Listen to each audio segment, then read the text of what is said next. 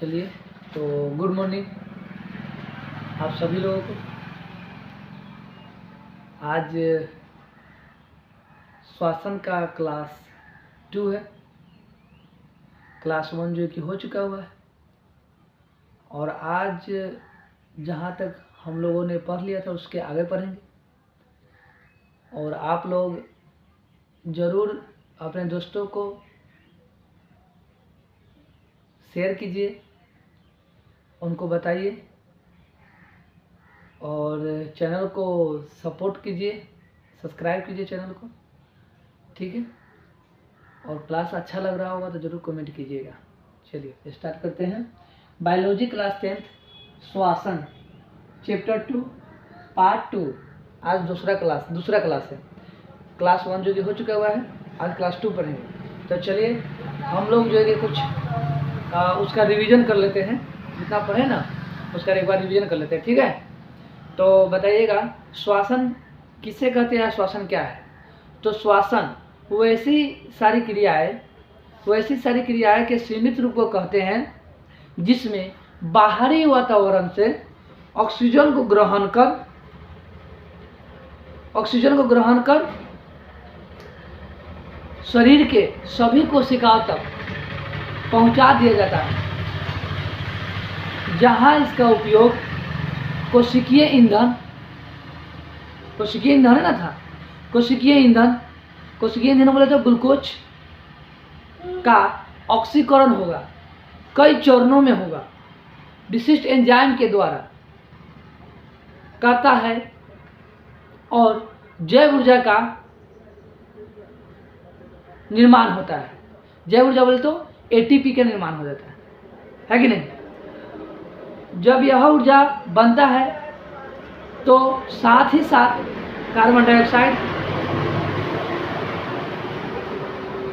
और जल का भी निर्माण होता है कि नहीं। तो कार्बन डाइऑक्साइड को फिर शरीर से बाहर निकाल दिया जाता है, इसी को कहते हैं श्वासन। इतना ही ना पढ़ाए थे। उसके बाद पढ़ाए थे श्वासन के बाद में क्या आता है। तो श्वासन के प्रकार बताए थे, श्वासन का सूत्र बतलाए थे। श्वासन का सूत्र क्या होता है, तो C6H12O6 प्लस O2 और एंजाइम, ये दोनों मिलकर विखंडन करेगा ग्लूकोज को, और हमें क्या मिलेगा,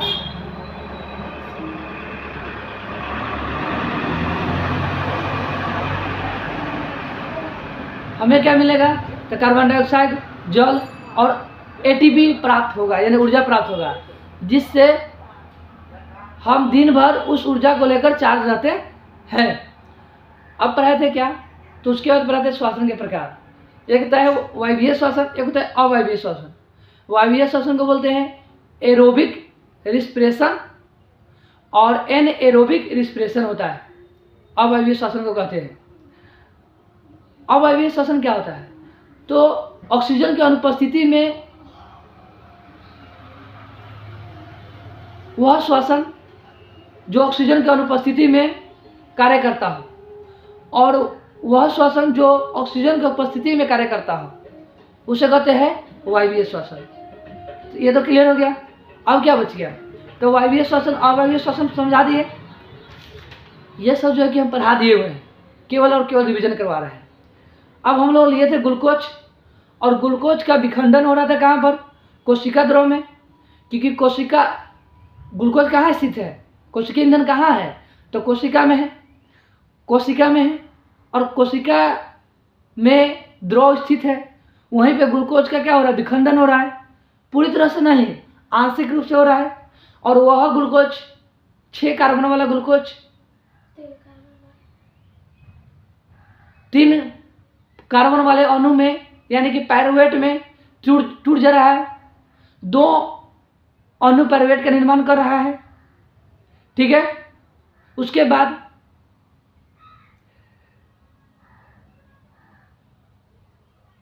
पायरुवेट के कुछ प्रकार बतलाए थे, जैसे कि एक ऑक्सीजन की अनुपस्थिति में क्या होता है, एक ऑक्सीजन की उपस्थिति में क्या होता है, एक होता है ऑक्सीजन के अभाव में क्या होता है। ऑक्सीजन की अनुपस्थिति में क्या होता है, तो ऑक्सीजन की अनुपस्थिति में अवायवीय श्वसन होता है, यानी कि पायरुवेट का पूरी तरह से विखंडन नहीं हो पाता है ना, यानी कि आंशिक रूप से विखंडन हो पाता है।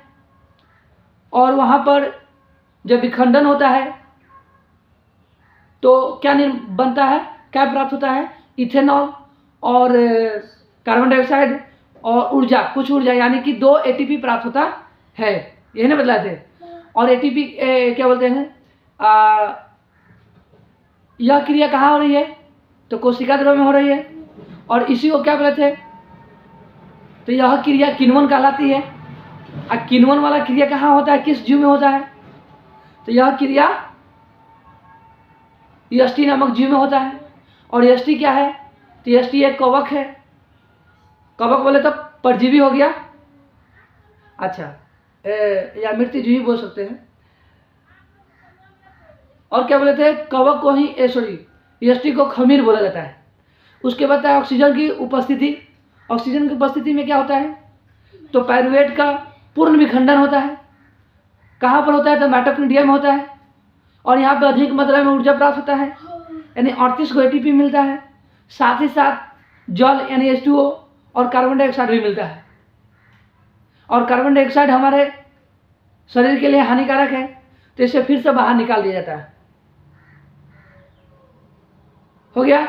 उसके बाद बात है क्या चीज़ के बारे में, तो ऑक्सीजन के अभाव में तो हमारे मांसपेशियों में दर्द उत्पन्न होता है लैक्टिक एसिड के जमाव के कारण।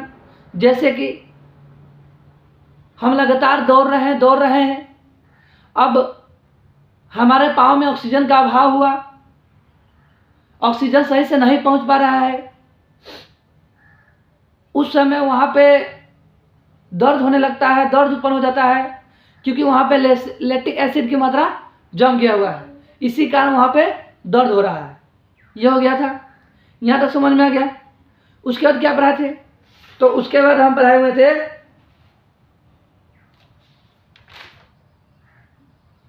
इतना ही तक था।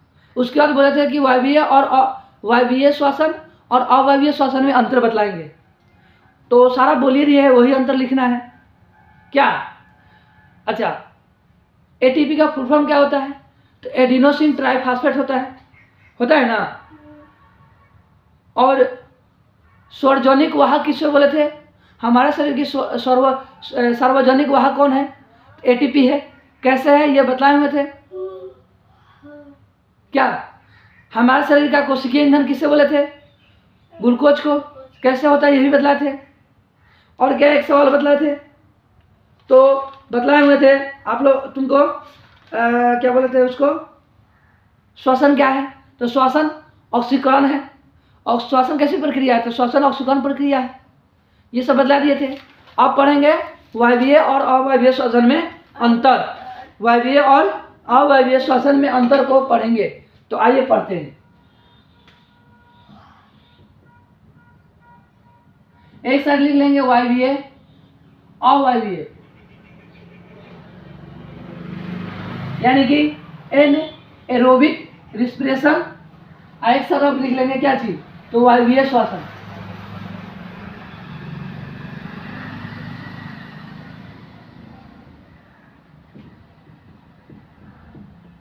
ठीक है। अब देखिए इसमें क्या लिखेंगे, तो वायवीय श्वसन ऑक्सीजन की अनुपस्थिति में होता है, तो लिखेंगे यह ऑक्सीजन की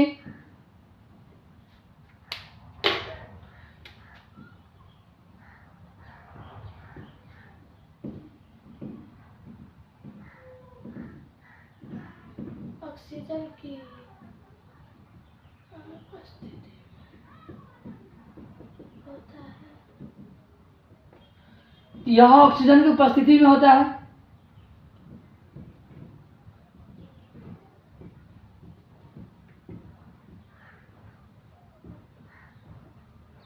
थोड़ा फास्ट खींचेंगे, ठीक है ना, फास्ट नहीं, मतलब कि उतना ही खींचेंगे जितना चलेगा। राइटिंग अच्छा से नहीं मतलब कि दिखे, मतलब कि ठीक दिखेगा ही दिखेगा। थोड़ा ध्यान दीजिएगा आप लोग। उपस्थिति,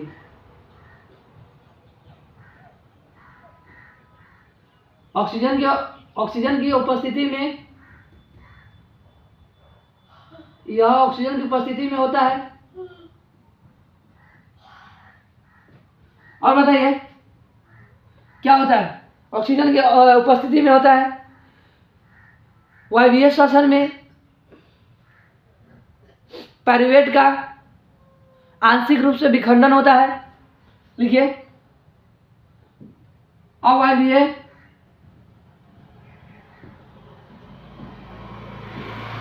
श्वसन में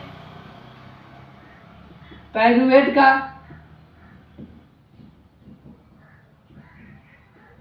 आंशिक रूप से विखंडन होता है। इसमें क्या होगा, तो वायवीय श्वसन में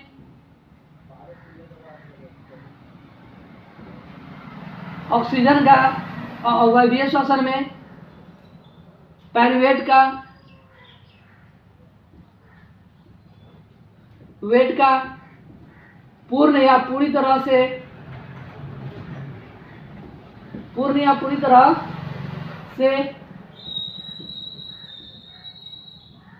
विखंडन होता है।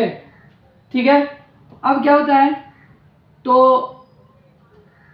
इससे निर्माण क्या होता है, तो लिखेंगे इससे उत्पन्न इथेनॉल प्लस में कार्बन डाइऑक्साइड यानी CO2, तो अपना लिख लीजिएगा कार्बन डाइऑक्साइड।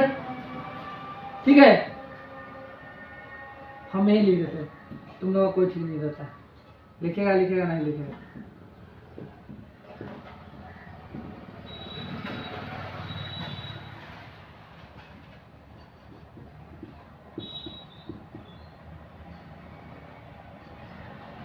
कार्बन डाइऑक्साइड यानी CO2,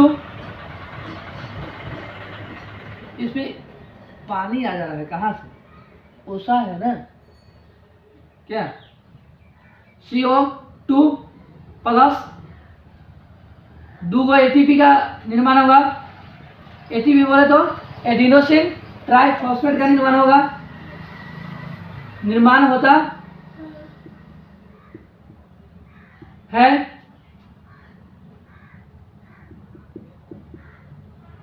इसमें बोलिएगा, इसमें जब विखंडन होगा, अच्छा बताइए यह क्रिया कहाँ हो रही थी, तो लिखेंगे यह क्रिया कोशिका द्रव में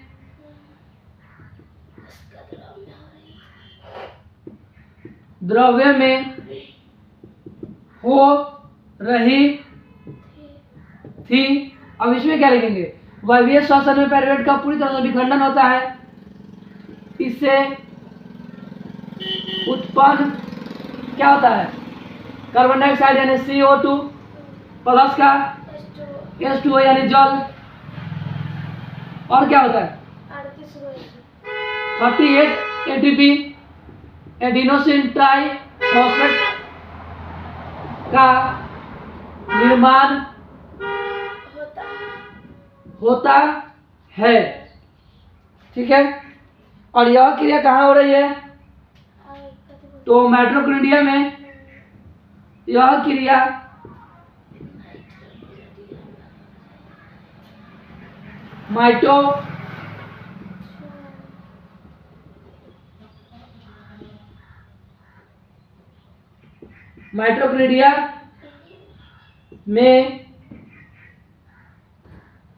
माइटोकॉन्ड्रिया में हो रही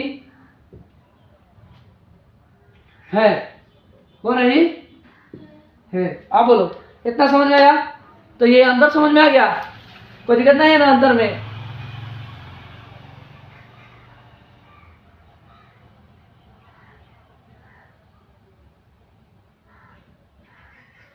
अब देखिए यहाँ पर क्या बता रहे थे, सबसे ज्यादा ऊर्जा का निर्माण कौन कर रहा था, सबसे ज्यादा ऊर्जा का निर्माण कौन कर रहा है, बोलिए तो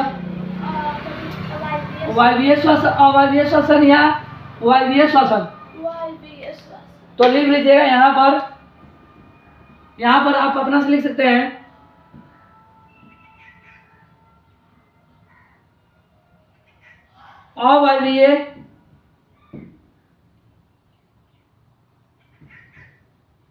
अवायवीय श्वसन की तुलना में वायवीय श्वसन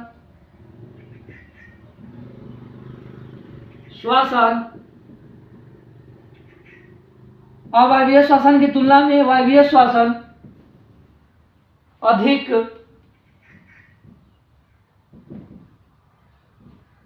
ऊर्जा यानी एटीपी एडिनोसिन ट्राइफॉस्फेट का अवायवीय श्वसन की तुलना में वायवीय श्वसन अधिक ऊर्जा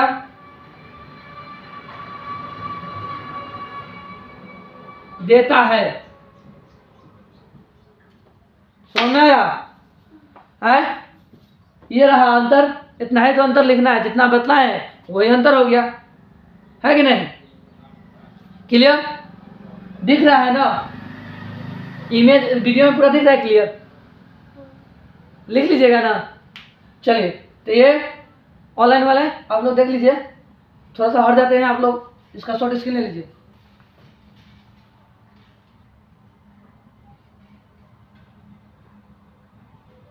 चलिए अब इसको इरेज कर देते हैं, हो गया ना?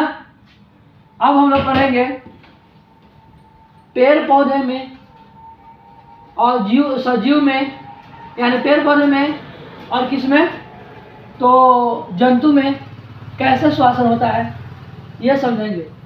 तो सजीव को हम लोग यानी पेड़ पौधे में कैसे श्वसन होता है और जंतु में कैसे श्वसन होता है, ये दोनों सजीव ना कहलाएगा। तो सजीव को दो भागों में पहले बांट देंगे, लिखेंगे यहाँ पे सजीव हो गया। सजीव को दो भाग में बांट दो, एक में लिख दो पेड़ पौधे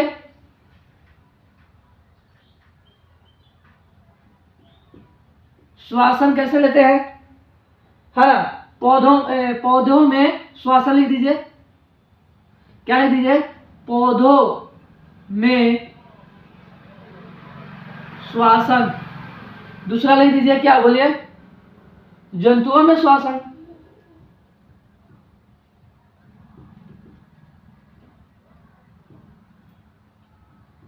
जंतुओं में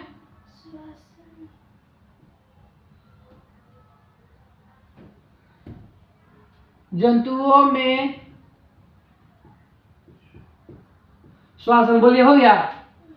पेड़ पौधे में श्वसन और जंतुओं में श्वसन, ठीक है? सजीव के प्रकार हो गया ये क्या कहलाएगा? सजीव के प्रकार हो जाएगा कि सजीव किस तरह से श्वसन लेते थे। यह दो प्रकार के हो जाते हैं, एक होता है पौधे में श्वसन कैसे होगा, जंतु में श्वसन कैसे होगा। तो पहले पौधे के बारे में पढ़ लेते हैं, ठीक है ना? पहले किसके बारे में पढ़ेंगे? तो पौधों के बारे में पढ़ लेंगे, ठीक है? तो पौधों के बारे में पढ़िएगा। तो पौधे में श्वसन कैसे होता है? तो विसरण विधि द्वारा श्वसन होता है। कैसे होता है? विसरण विधि। विसरण विधि का मतलब क्या हुआ? जैसे ऐसे समझने की कोशिश कीजिए, ये एक हम बड़ा सा जार ले लिए और बीच में से ऐसे घेर दिए और इधर क्या कर दिए? पानी भर दिए।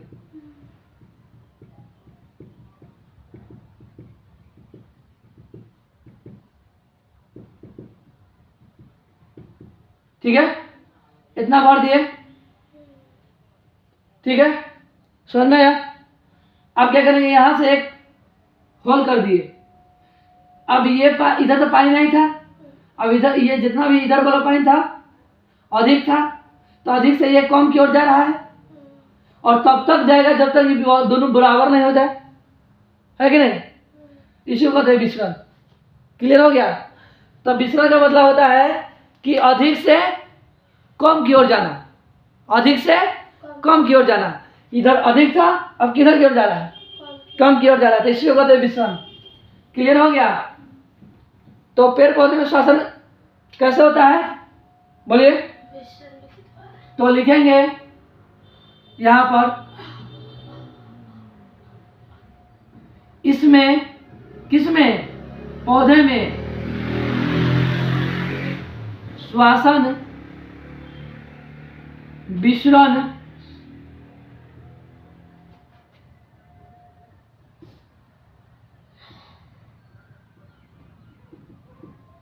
डिफ्यूजन विधि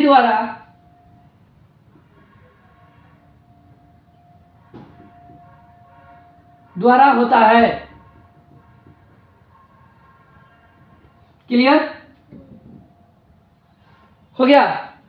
अब बताइए, पेड़ पौधे में श्वसन किसके द्वारा होता है? तो विसरण विधि द्वारा होता है ना। और पेड़ पौधे जो है कि श्वसन, पेड़ पौधों में श्वसन कैसे होता है? तो दिन में होता है और रात में भी करते हैं। तो दिन और रात दोनों में कर रहे हैं कि नहीं कर रहे हैं?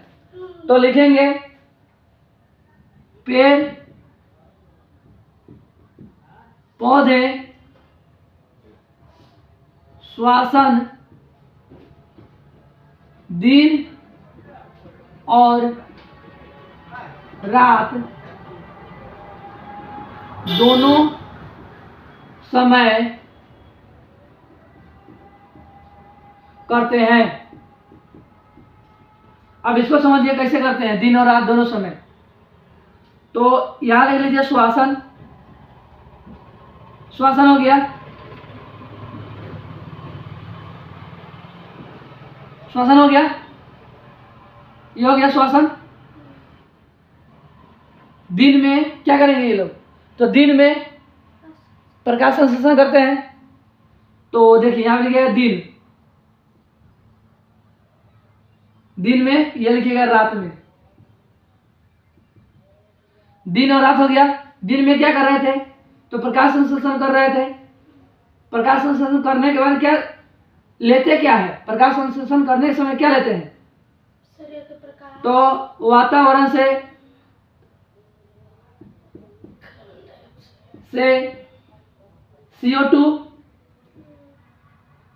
CO2 को ग्रहण कर रहे हैं, ग्रहण है ना, और ऑक्सीजन को क्या कर रहे हैं? O2 को छोड़ रहे हैं।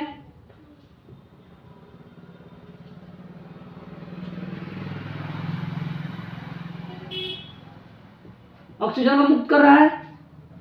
और रात में क्या करता है बोलो? जस्ट इसका उल्टा, वातावरण में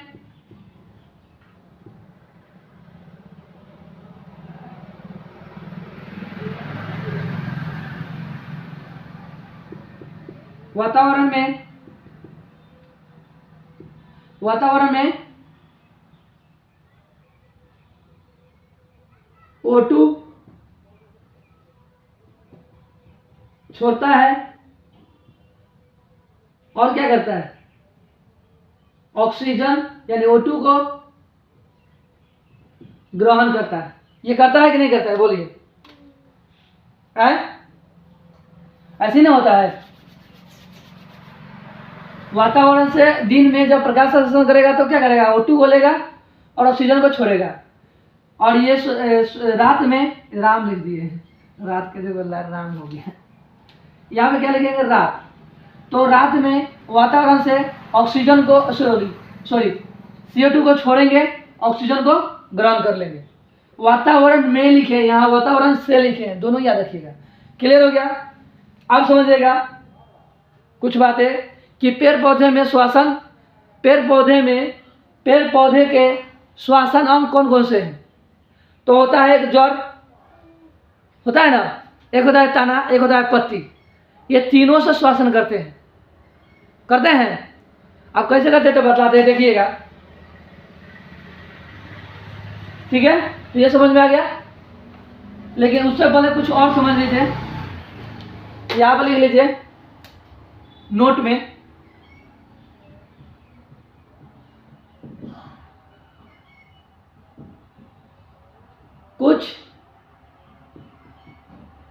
पौधे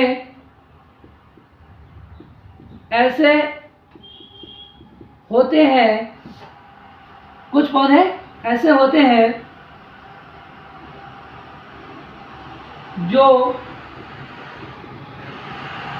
केवल O2 यानी ऑक्सीजन को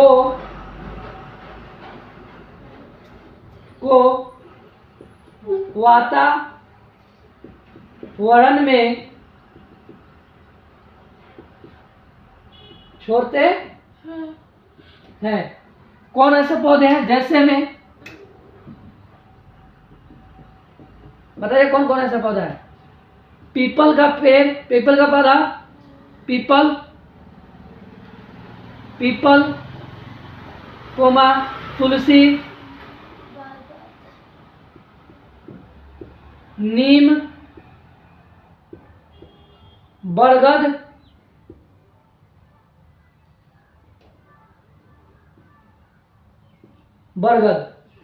ये ऐसे पौधे हैं जो केवल वातावरण में ऑक्सीजन को ही छोड़ते हैं, दिन हो या रात हो, इनको इससे मतलब नहीं होता है।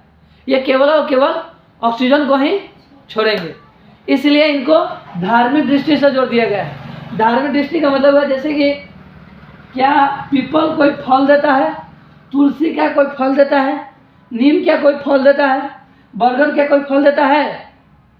तो मनुष्य ऐसे प्राणी है जो इनको जिनसे लाभ होगा उसी को रखते हैं, नहीं तो दूसरे को हटा देते हैं, साइड कर देते हैं, नहीं कर देते हैं, साइड कर देते हैं। अब क्या होगा? इसलिए इनको जो है कि धार्मिक दृष्टि से जोड़ दिया गया है। ये इनका जो है कि पूजा पाठ भी होता है ना। इसको धार्मिक दृष्टि से जोड़ दिया गया है ताकि व्यक्ति सब इसको काटे नहीं, हानि पहुंचाए नहीं, क्योंकि ये हमारे लिए क्या अच्छा है, लाभदायक है। चलिए इतना समझ में आ गया। आप पढ़ा रहे थे क्या कि पेड़ पौधे में श्वासन, पेड़ पौधे का श्वासन अंग, ये हो गया। एक मिनट इसको नोट कीजिए तब तक।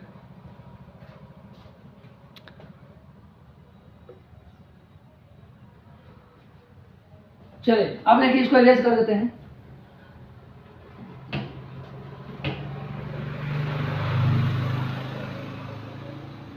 यहां पर अब हम लोग पढ़ेंगे पेड़ पौधों में पौधों में श्वासन अंग। इसी को लिख देते हैं, यहाँ पे हेडिंग डाल लीजिए, पौधे में श्वासन अंग।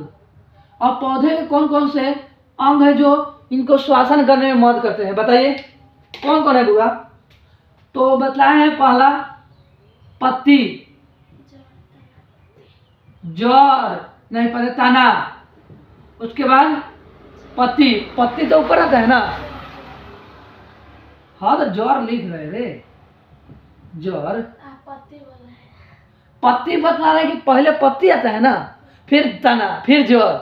ठीक है, तो ये तीन है जो पौधे के श्वासन अंग है। कितने हैं? तीन। कौन कौन से बोलो? पत्ती, तना, जड़, है ना। तो ये समझ में आ गया। अब देखिए पत्ती श्वासन कैसे करता है, बोलिए।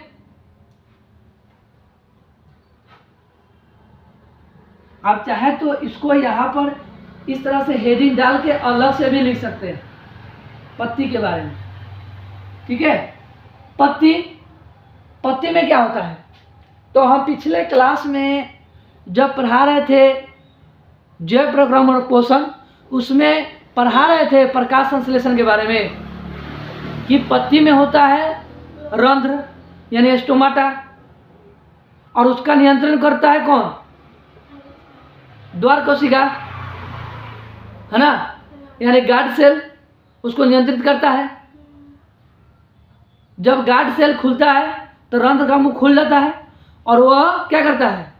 तो वायुमंडल से O2 को ग्रहण कर लेता है, CO2 को ग्रहण कर लेता है, और उसके बाद क्या होता है? फिर वह सिकुड़ जाता है यानी बंद हो जाता है, और उसके बाद बंद हो जाता है, और उसी के द्वारा फिर से क्या करता है, वह ऑक्सीजन को भी छोड़ता है, निकालता है, नहीं निकालता है। तो यहाँ पर यही है पत्ती। तो पत्ती में श्वसन कैसे होता है, तो पत्ती में होता है छोटा छोटा छिद्र, जिसे कहते हैं रंध्र। क्या कहते हैं, तो यहाँ पे लिख सकते हैं, यहाँ से लिख सकते हैं,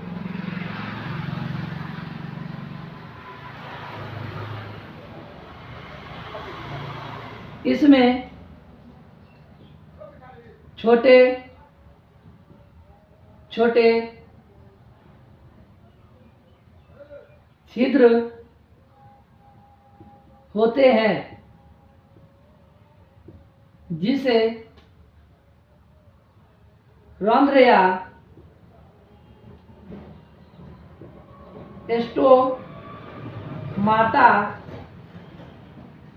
कहते हैं। क्लियर, समझ में आया?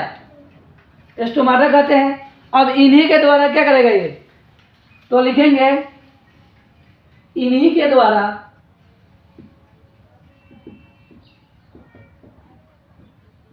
द्वारा ये वातावरण या वायुमंडल से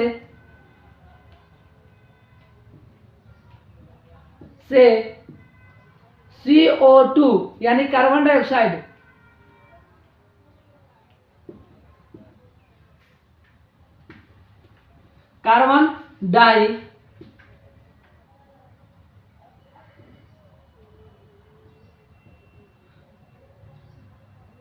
कार्बन डाइऑक्साइड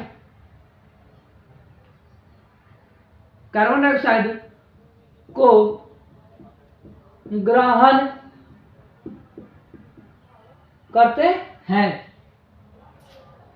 करते हैं, इतना समझ में आ गया। और प्रकाश संश्लेषण में क्या करते हैं, मदद करते हैं। और प्रकाश संश्लेषण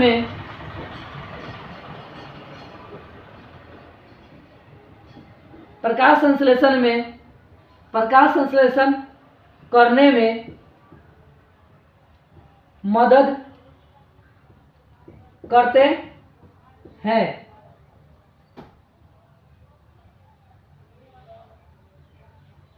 रंध्र के द्वारा ही ऑक्सीजन यानी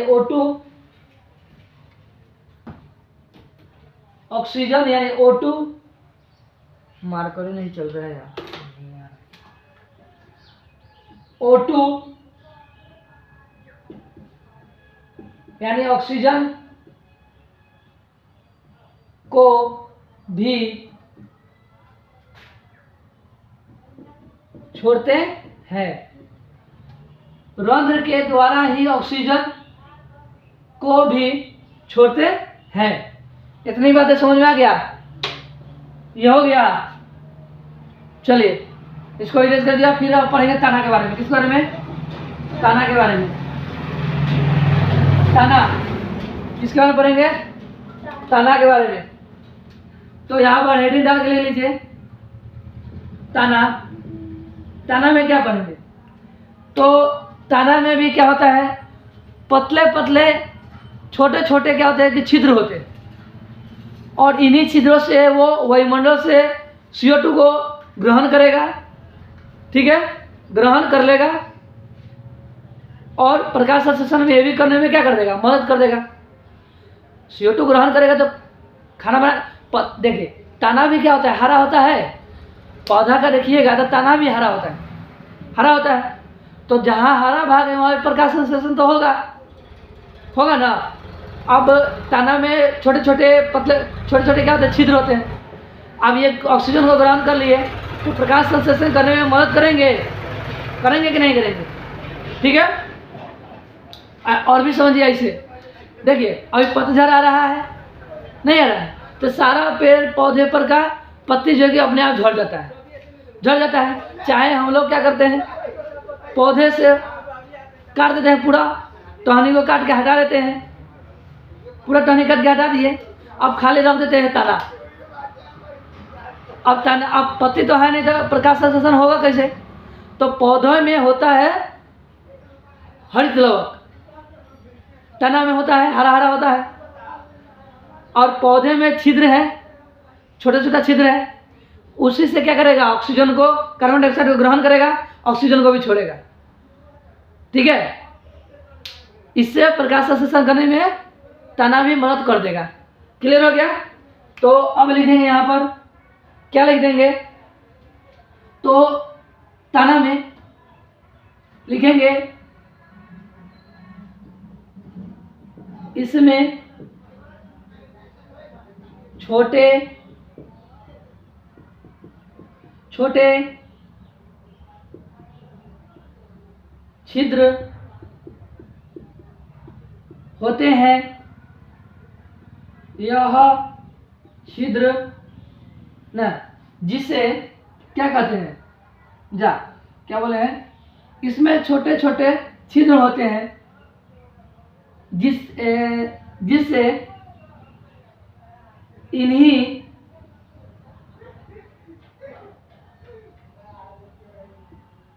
छिद्रों के द्वारा वायुमंडल से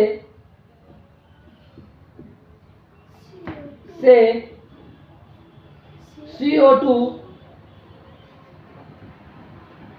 ग्रहण करते हैं।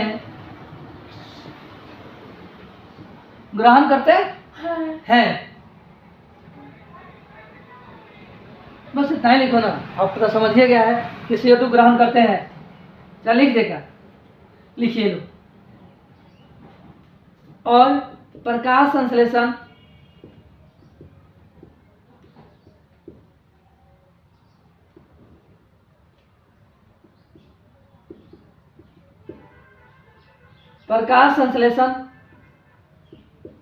करने में मदद करते हैं। बोलो, हो गया समझ में? लो नोट कर लो इतना, ये हो गया। अब पढ़ेंगे जल। क्या पढ़ेंगे? जल के बारे में।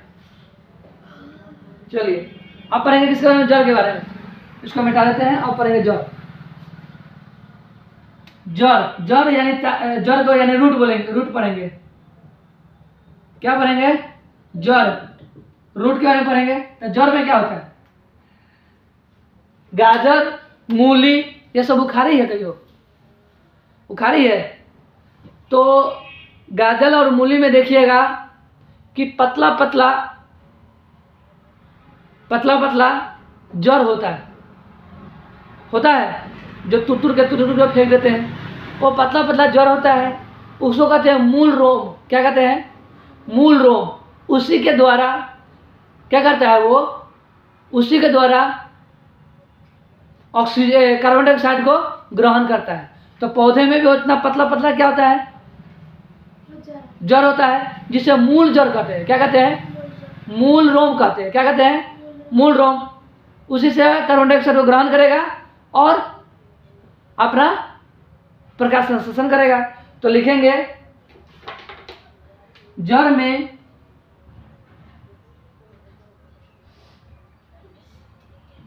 इसमें पतले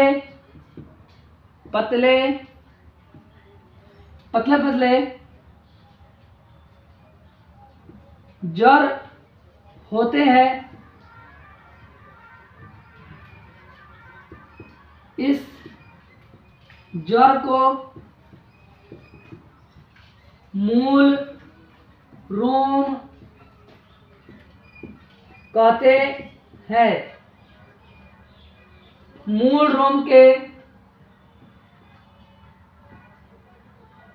रोम CO2 को ग्रहण कर प्रकाश संश्लेषण में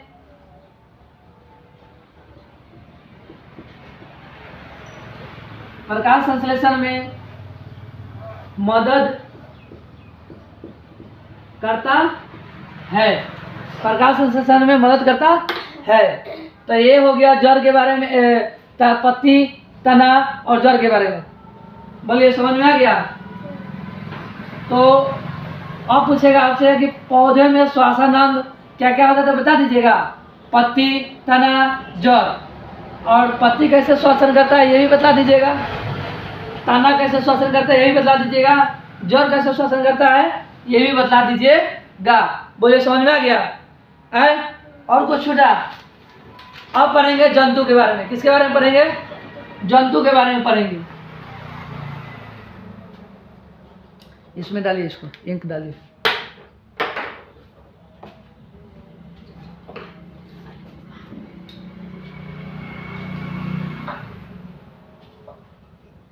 ये मिटा दीजिए, इसका कहानी खत्म हो गया।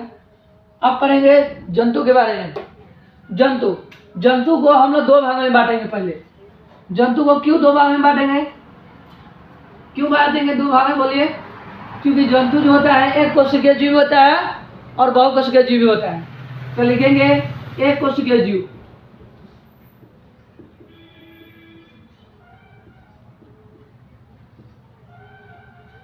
एक कोशिकीय, और लिखेंगे बहुकोशिकीय जीव।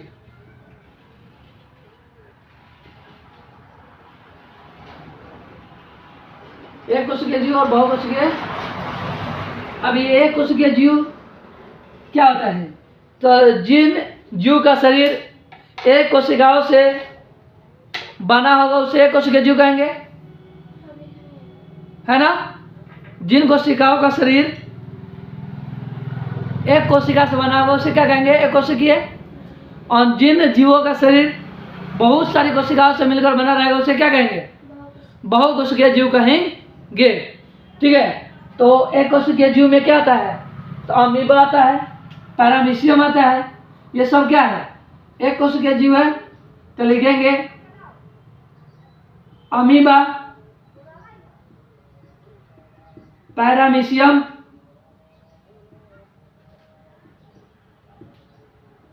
Amoeba paramecium. और अमीबा पैरामीशियम के बारे में हम अच्छी तरह से जो है कि चैप्टर 1 में बायोलॉजी क्लास 10th का ही जैव प्रक्रम पोषण में ही पढ़ाए हुए हैं अमीबा के बारे में। आप लोग अगर नहीं देखे होंगे तो उस वीडियो को जाकर जरूर देख लीजिएगा। ठीक है। अभी यहाँ पर केवल अमीबा और पैरामीशियम के बारे में बताएंगे कि ये कैसे श्वसन करता है। तो देखिए अमीबा और पैरामीशियम का कोई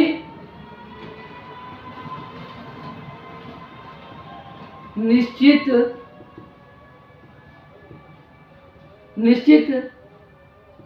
अंग श्वसन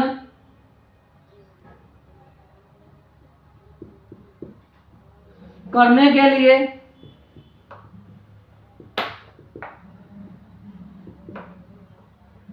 नहीं होता है। यह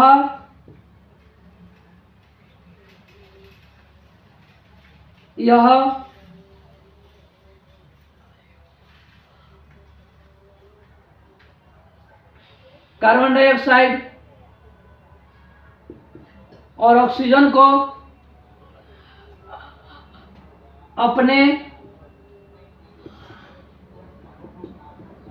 शरीर के किसी भी भाग से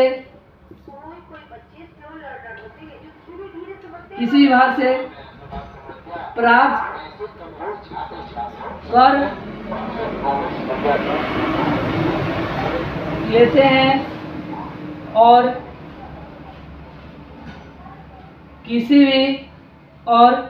शरीर के किसी भी भाग से और शरीर के किसी भी भाग से बाहर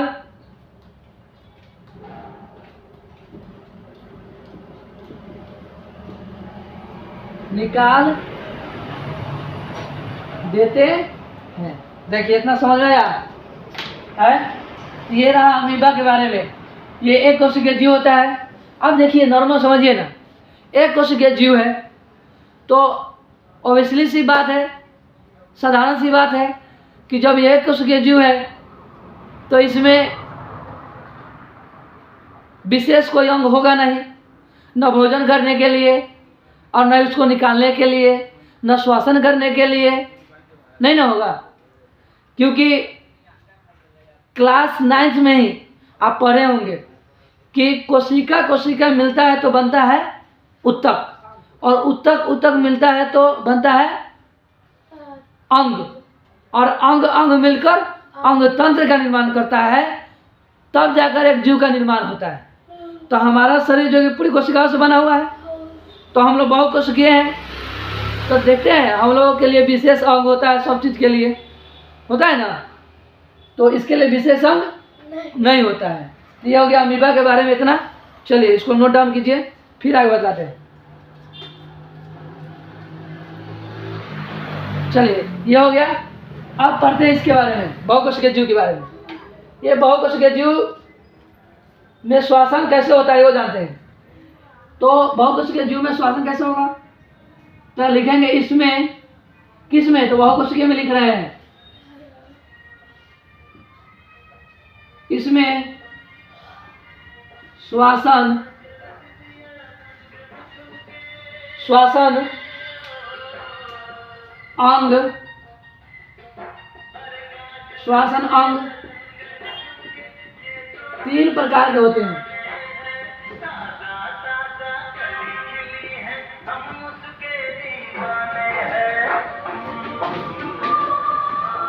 इसमें यानी बहुकोशिकीय जीव में 3 प्रकार के श्वसन अंग 3 प्रकार के होते हैं। कौन कौन से होते हैं, तो पहला देखिए, पहला होता है ट्रेकिया। ट्रेकिया बोले तो श्वास नली, तो लिखेंगे पहला ट्रेकिया या श्वास नली। और दूसरा क्या होता है बोलिए, तो गिल्स। और तीसरा क्या होता है, तो होता है फेफड़ा। क्या होता है, फेफड़ा होता है। फेफड़ा बोले तो लंग्स, लंग्स हो जाएगा। ठीक है। अब देखिए ये तीनों के बारे में क्या क्या हम समझते हैं। ठीक है, और यहाँ पे समझिएगा, दिए मार्कर चला, रेड वाला मार्कर कहाँ है, अच्छा यहाँ। तो यहाँ पे देखिएगा क्या बदला है, ट्रेकिया। किसके बारे में पढ़ रहे हैं, हेडिंग डाल रहे हैं ट्रेकिया।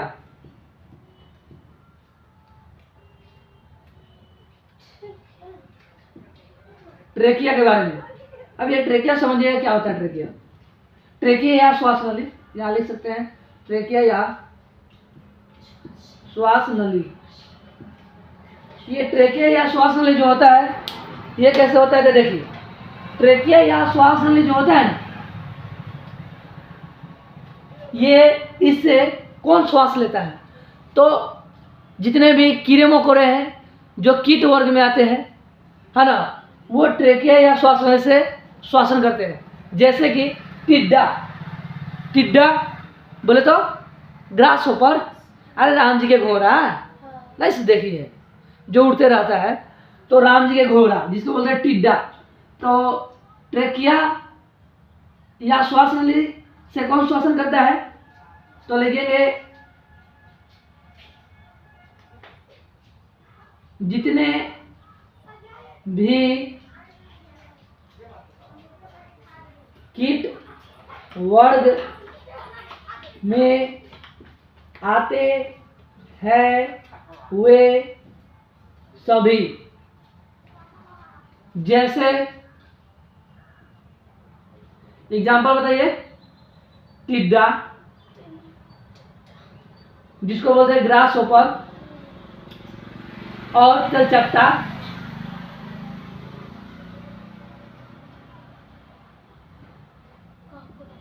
हाँ वही कॉकरोच, तलचट्टा नहीं हो गया, ये सब आते हैं।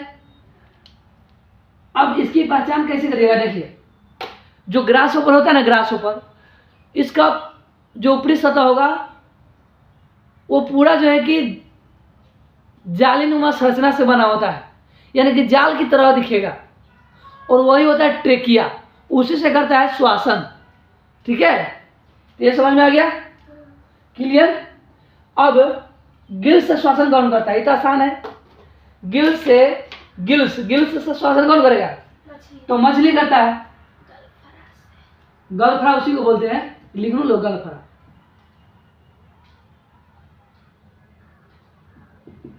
गलफरा यानी कि इसको बोलते हैं गिल्स, गिल्स को क्या बोलते हैं, गलफरा। तो यहाँ क्या लिखेंगे, गिल्स, गिल्स बोले गलफरा, क्या बोलेंगे इसे, गलफरा। एग्जाम्पल में क्या आएगा, एग्जाम्पल में क्या आएगा, मछली,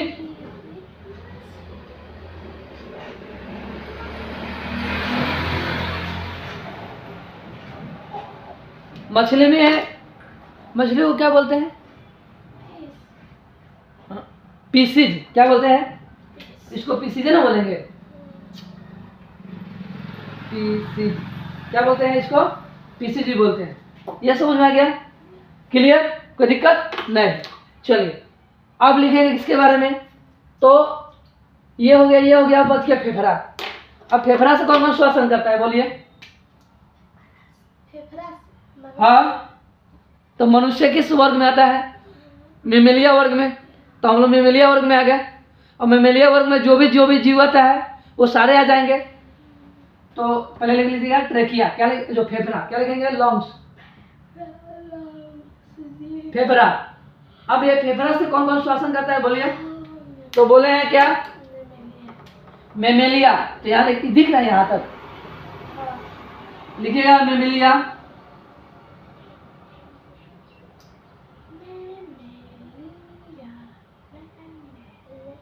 मेमेलिया। और बोलिए, मेमेलिया हो गया, रेप्टिलिया हो गया,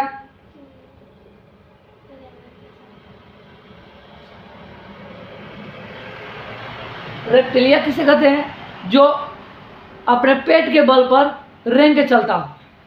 तभी नहीं कहना कि बच्चों भी तो पेट के बल पर रेंग के चलता है, नहीं, जो जीवन भर चलता है उसके बारे में बात हो रहा है। ठीक है, जैसे स्नैक हो गया, नहीं हो गया, ये जीवन भर अपने पेट के बल से ही रेंग के चलेगा। और क्या बोलते हैं उसको, छिपकली हो गया, ये सब हो गया। तो रेप्टिलिया हो गया। और कौन चलता है, एबिज, एबिज पक्षी,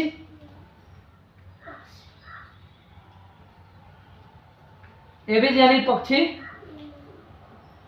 पक्षी भी अपना फेफड़ा से ही श्वसन करता है। तो ये समझ में आ गया। तो फेफड़ा से कौन कौन श्वसन करेगा, ठीक है, क्लियर। अब बताइए वो उभयचर, उभयचर बोलता एम्फीबियन, जो जमीन पर रहेगा तो फेफड़ा से श्वसन करेगा, जमीन के अंदर घुस जाएगा तो त्वचा से श्वसन करेगा, यानी ग्रसनी से श्वसन करेगा। और पानी में रहेगा तो गलफ्राई यानी गिल से श्वसन करेगा। कौन है वो, तो है मेढक। कौन है, मेढक है, ये एम्फीबियन है। ठीक है, ये जो है कि 3 तरह से श्वसन करता है। तो ये भी लिख दे, यहाँ लिख देते हैं, इसके नीचे जगह नहीं है। जब तुम लिखेगी तो एम्फीबियन को नीचे लिखेगी, इसके नीचे लिखेगी, तब लिखना शुरू करेगी। यहाँ जगह नहीं है तो हम यहाँ लिख दे रहे हैं। क्या लिखेंगे, एम्फीबियन, उभयचर, उभयचर। उभयचर में कौन कौन बोले हैं, मेढक, क्या बोले हैं, मेढक बोले। तो लिखिए यहाँ पे मेढक।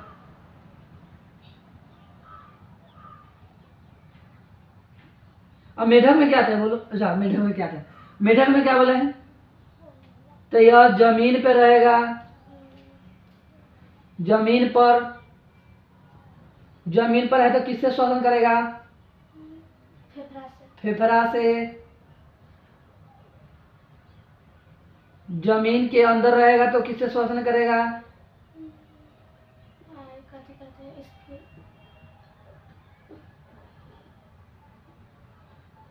ग्रसनी से।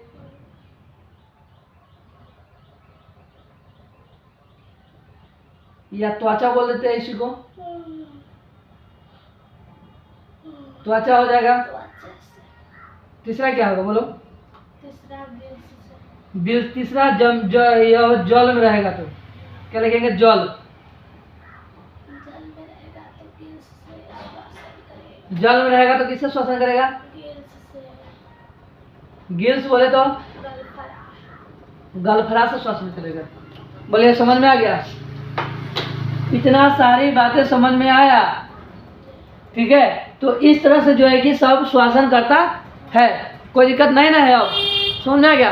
अब पढ़ेंगे इसके बारे में। तो मनुष्य में श्वसन तंत्र, ठीक है, मनुष्य में श्वसन तंत्र कैसे होता है या मानव में श्वसन तंत्र कैसे होता है ये जानेंगे। इसको इरेज करते हैं, फिर जो है कि मानव में श्वसन तंत्र पढ़ते हैं।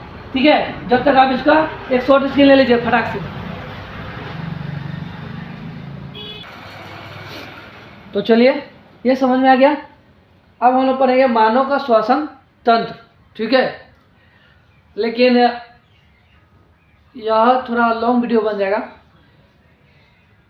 तो इसको इस मतलब क्लास अभी चलेगा ही, अभी चलेगा, लेकिन इसको ऑफ क्या बोलते हैं इसको, फिर से मतलब कि नया रिकॉर्डिंग कर देते हैं, नया चालू कर देते हैं इसको, रिकॉर्डिंग उसको ऑफ कर देते हैं, फिर से नया चालू कर देते हैं, ताकि लॉन्ग ज़्यादा नहीं हो पाएगा। ठीक है, किसी में पढ़ा दे हैं?